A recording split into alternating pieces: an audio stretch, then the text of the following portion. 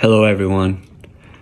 I want to take some time to let you all know that this last year has taught me a lot of things. It was a test for everybody, but it was definitely one of the most trying years of my life. And one of the things that this last year has taught me is patience with myself, and also teaching me to be kind with myself, which is something I don't think a lot of people don't know, but I kind of have a bit of a problem with being too harsh on myself for most of my life.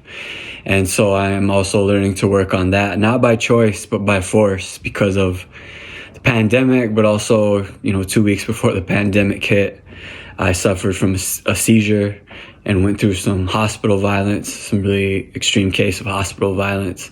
I'll be sharing that story in depth in a few weeks here shortly.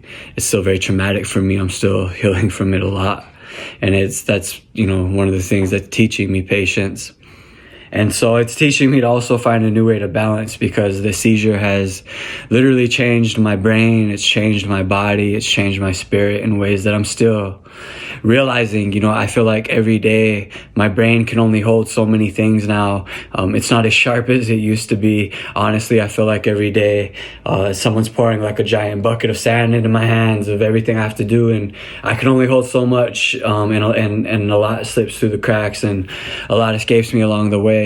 But I've heard from people who've suffered from something similar that the recovery process can sometimes take years, which has brought me relief, because I honestly felt like, or thought, something was maybe broken or wrong with me after that experience, because I still also am experiencing daily memory lapses and a loss of energy. It's really hard to find clarity in my mind. All the things that I dealt with before, like depression and insomnia and anxiety and stuff like that, just got amplified and got worse whenever I experienced the seizure and the violence. I've had to get creative even in how I kept afloat as an artist, because my music is how I make a living.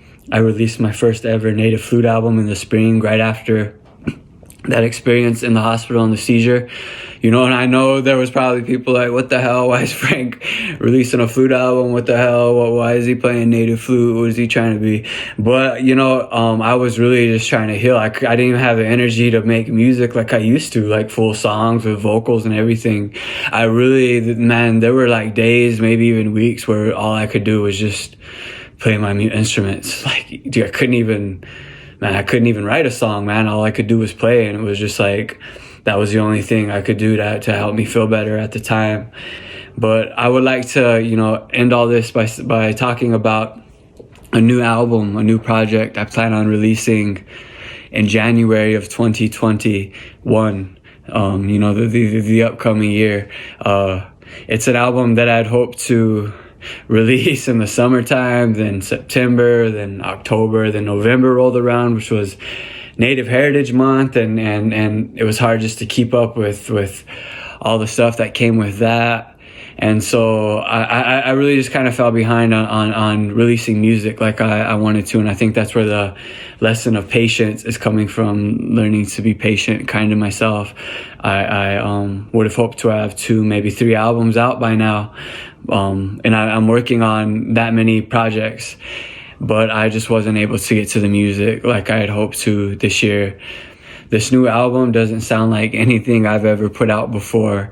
Even technically and on the production side, I've been working really hard as an engineer, mastering and production, and this album is just in a level all its own. It honestly makes everything I've put out before this sound like a demo. I'm super proud of it, but it's definitely been a labor of love. Like I said, I would have liked to have this album out months ago, but I'm just now getting around to finishing it up.